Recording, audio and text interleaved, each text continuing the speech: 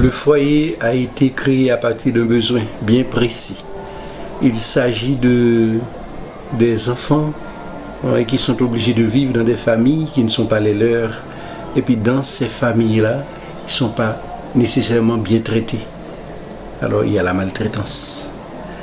Et il y a quelqu'un, un Haïtien authentique, qui s'appelle Maurice Sixto, qui a soulevé ce problème-là, ce problème social des enfants vivant en domesticité chez certaines familles. Et il a raconté la vie de cet enfant-là du lever au coucher du soleil.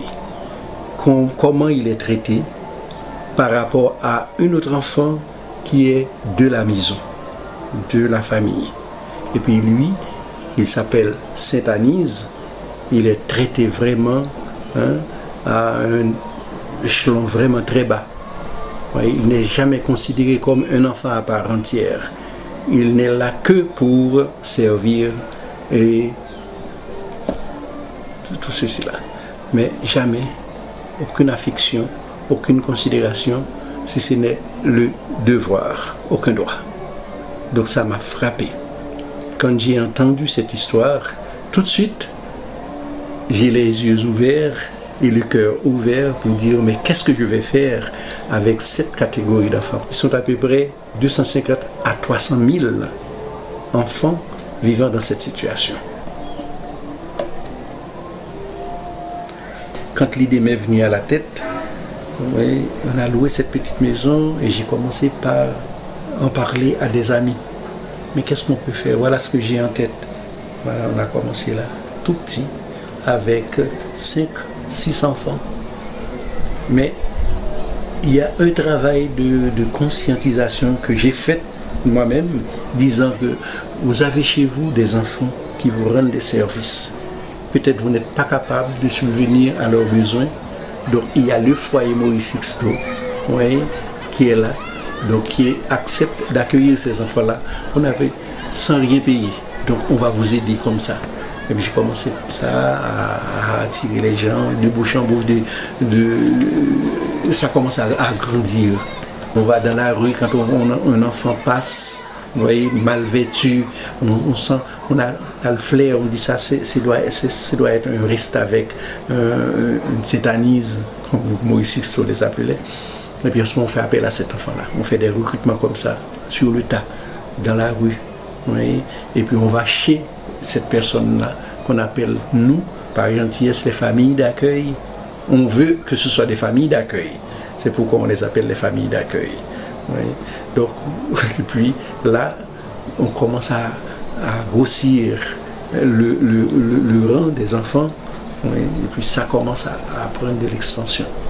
Jusqu'à ce que la petite maison qu'on a louée est devenue trop petite. On a dû louer une autre petite maison en face. Donc on a 2 petites maisons, mais ça n'a suffi. On a passé 25 ans dans cette situation-là. On se marchait dessus, donc il n'y avait vraiment pas de place. Et les enfants sont venus, il y avait un besoin. Et pourquoi on a pensé à bâtir ce campus.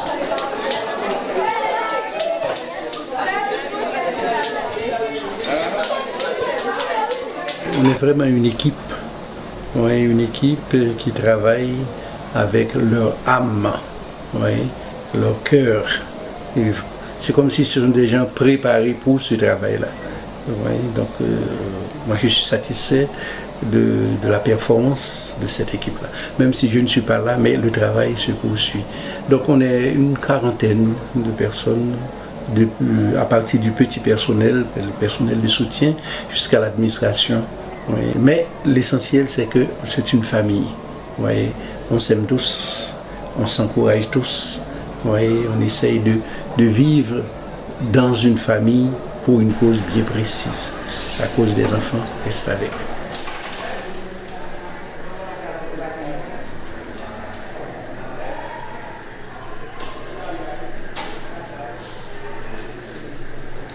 La première chose, c'est créer une ambiance où l'enfant qui est privé de l'affection de sa maman, de son père, de la famille en général, d'avoir ici au foyer une ambiance familiale, ouais, qui remplacent l'ambiance familiale de leur famille. Donc ça, on insiste beaucoup, c'est ça l'accueil, accueillir l'enfant au foyer.